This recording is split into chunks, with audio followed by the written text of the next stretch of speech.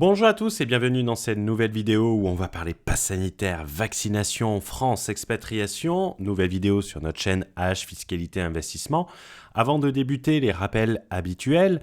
Vous pouvez rejoindre nos mini-programmes de formation gratuits, que ce soit les 7 secrets de l'expatriation, le guide de la TVA, les secrets de la fiscalité française, ainsi que notre Discord avec plus de 1800 membres. Vous trouverez le lien dans la description sous la vidéo, ainsi que nos programmes, que ce soit le French Entrepreneur si le pass sanitaire ne vous fait pas peur, le Borderless Entrepreneur si vous souhaitez vous expatrier dans les meilleures conditions, ou le TVA Optimizer.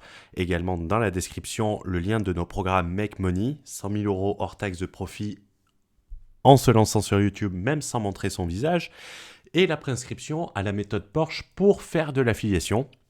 Vous trouverez tous les liens, ainsi que pour réserver votre appel stratégique ou rejoindre notre Telegram si vous souhaitez avoir la chance et l'honneur d'avoir une note vocale de manière régulière, quasiment tous les matins, à 6h du matin, non je déconne, sur Telegram où on échange énormément de contenu. Donc, en guise d'introduction, avec l'arrivée du pass sanitaire en France et de fait, la vaccination obligatoire, beaucoup de personnes sont à la recherche d'une solution pour quitter la France et donc éviter de facto cette vaccination quasi obligatoire et ce pass sanitaire. Je ne suis pas là pour donner mon avis, ni partager une opinion. Tout le monde est libre de faire ce qu'il pense juste et à partir de là, cela sera toujours le bon choix. Mais à partir du moment où vous le faites vous-même. Cependant, je vais vous donner un avis neutre sur ce choix au travers de cette vidéo et nous allons voir principalement 2 points mais qui sont très similaires. L'expatriation pour éviter le pass sanitaire et l'expatriation pour des raisons uniquement fiscales. 2 situations pouvant paraître différentes mais qui sont en réalité très similaires. N'oublie pas de t'abonner également à la chaîne, cela va nous aider. N'oublie pas de mettre un like.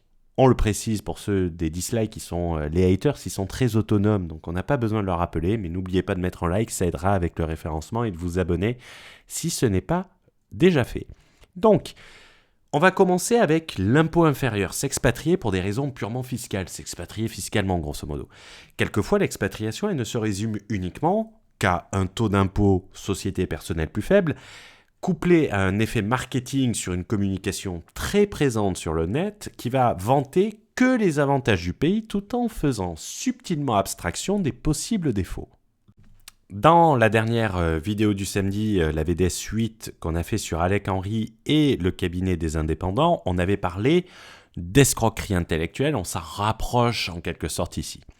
C'est d'ailleurs pour cette raison que dans le Borderless Entrepreneur, qui est notre programme dédié à l'expatriation, notre programme d'expertise, nous laissons les membres faire un retour honnête sur leur expatriation et sur leur expérience, car eux, mieux que quiconque, peuvent vous donner des avis, peuvent partager leur expérience, peuvent donner les points positifs comme négatifs, et on va faire également une deuxième fournée pour certaines personnes qui ont fait leur retour d'expérience il y a 1 an pour voir s'ils pensent la même chose. C'est très important pour aider les prochains qui rejoindront le programme. Mais dans le cadre du business et du développement d'entreprise, il faut préciser, rappeler, souligner que l'impôt n'est qu'une composante de l'équation, une seule partie. C'est d'ailleurs pour cela que les professionnels parlent de places. Quelquefois, vous allez entendre la place de Paris, la place d'Amsterdam, la place de Londres, la place de Francfort, et d'environnement économique. Si la seule raison de ton expatriation est une différence de pourcentage, j'ai envie de te dire, prends une scie, coupe-toi les 2 jambes et tu bénéficieras d'une pension d'invalidité, donc ça te fera une rente non taxable, et en plus, tu bénéficieras d'une niche fiscale en plus car tu auras plein d'économies d'impôts. Lawrence! Oh, what are you doing?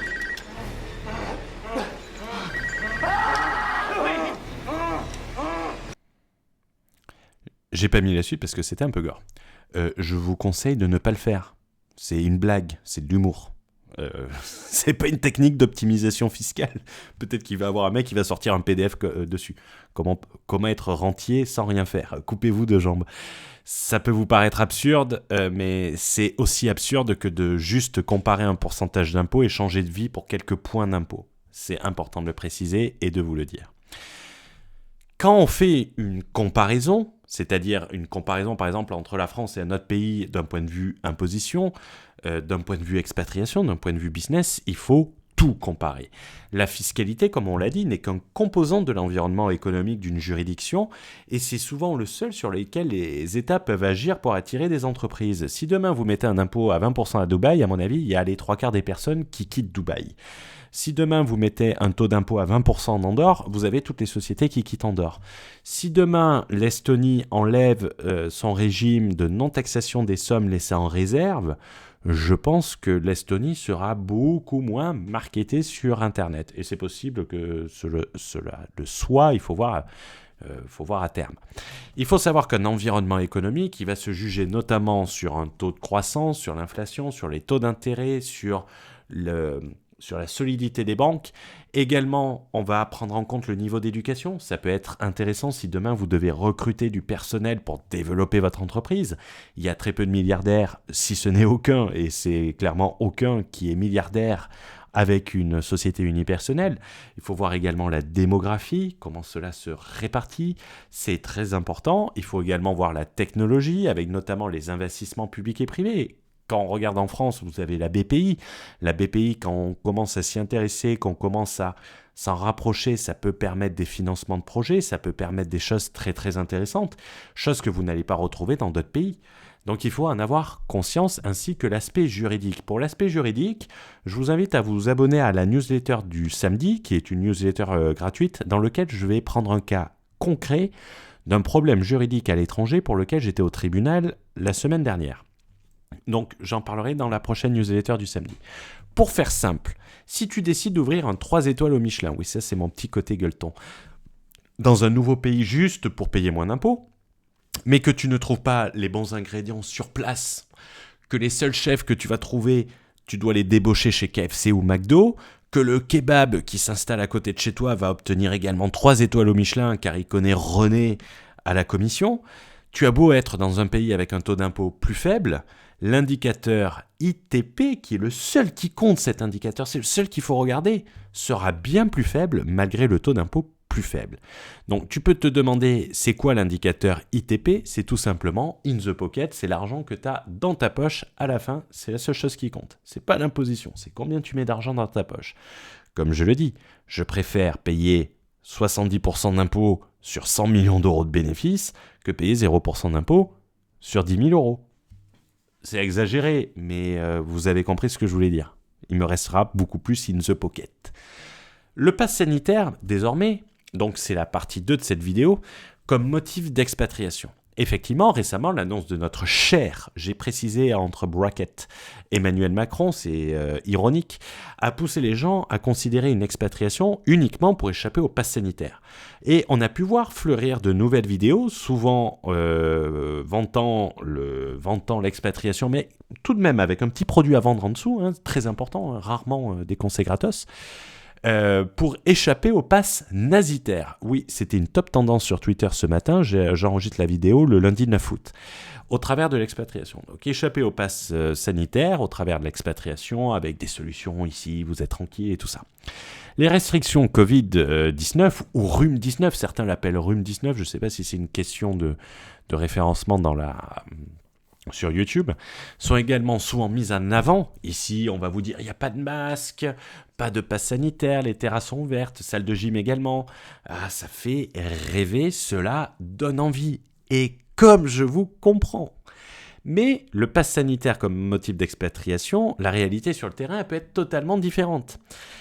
Actuellement, je suis en Espagne. Il n'y a pas de passe sanitaire ici. Pour l'instant. Mais le fonctionnement en communauté peut faire que cela change très vite. Il y a des couvre-feux par exemple. Le couvre-feu dans la ville dans laquelle je me trouve est à 1h30 du matin. Vous prenez la voiture et vous faites 3 minutes. Et le couvre-feu est à minuit.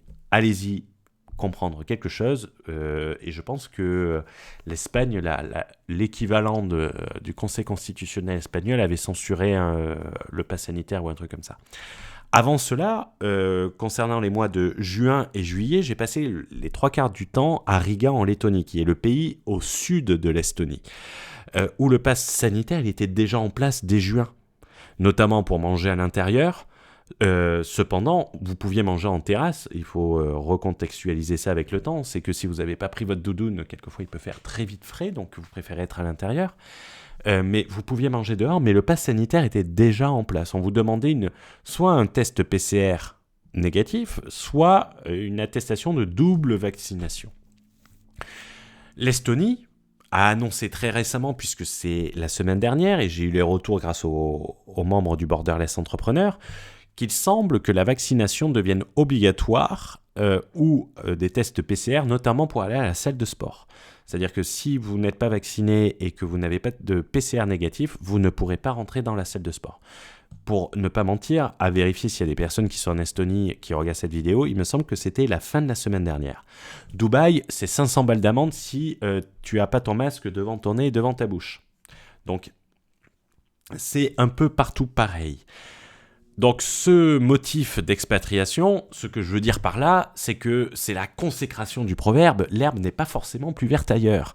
Ce fichu, foutu, n'importe quoi pas sanitaire ne doit pas être une seule raison, et la seule raison, d'une expatriation, surtout si vous expatriez dans un pays qui va le mettre en place ensuite. Tout n'est pas acquis. Reculer pour moins bien sauter, on deviendra. Également, vous ne devez pas non plus ignorer une destination qu'elle aurait des restrictions un peu plus élevées que notre pays. Car ce qui est valable aujourd'hui, et on l'a vu très souvent, n'est peut-être pas valable demain. Une expatriation doit être un choix raisonné et non passionnel, qui doit vous apporter autant sur le plan personnel que professionnel. Après tout, vous n'allez pas vous expatrier demain en Australie si vous avez un match sur Tinder qui vit en Australie. L'expatriation professionnelle, c'est exactement pareil. C'est quelque chose qui se réfléchit et on ne prend pas une décision sur le coup de l'émotion. Même si les gens vont vous faire jouer sur l'émotion. Ils vont vous faire jouer sur l'émotion. Il n'est de bonne compagnie que celle qui se quitte, donc il est temps pour moi de conclure. Une expatriation, c'est un double choix, personnel et professionnel. Faites attention aux personnes qui vont vous promettre tout et ne vous apporter surtout rien, à part peut-être une vidange de votre compte bancaire. Le plus simple, selon moi, et c'est pas de la pub, même si ça l'est au fond, c'est de s'appuyer sur une communauté et de pouvoir échanger, une communauté qui vous ressemble, avec des avis divergents, des avis comme le vôtre et contre le vôtre. C'est pour cela que le Borderless Entrepreneur, c'est avant tout une communauté de professionnels de 21 ans à 49 ans, oui ça c'est large, qui est capable de te donner un avis sincère et un retour objectif sur pas seulement une juridiction. Notamment, ça a été le cas en Andorre, où la personne, on lui a demandé si tu avais 10 ans de moins et que tu étais dans une situation différente, est-ce que tu t'expatrierais en Andorre ? Le mec, il a dit non. Ça peut permettre aux gens de se projeter par rapport à un retour terrain qui est sincère, parce que ces gens-là, les membres de la communauté, n'ont rien à vous vendre. Ils ont à partager une expertise, une expérience, et vu qu'ils ont suivi un programme d'expertise, vous êtes sûr qu'ils se sont bien renseignés. C'est également un programme qui traite de l'expatriation en général, et pas un programme qui va traiter de l'expatriation à Dubaï, de l'expatriation en Estonie, ou de l'expatriation au Panama uniquement, parce que c'est emmerdant. Ça vous laisse le choix d'aller où vous voulez. Également, à la rentrée, le programme passera en V3, sans surcoût pour les membres. Sans doute, il y aura un surcoût pour les nouveaux membres qui nous rejoindront après, pour toujours vous apporter plus de valeur et de sécurité avec un nouveau contenu qui va être tout simplement oufissime et avec des parties pratiques. Mais je vous en dis pas plus. Vous verrez ça, ce sera la surprise de la rentrée. Je vous souhaite une bonne journée, une bonne soirée et je vous dis à très vite dans une prochaine vidéo ou au sein de la communauté. Ciao, ciao!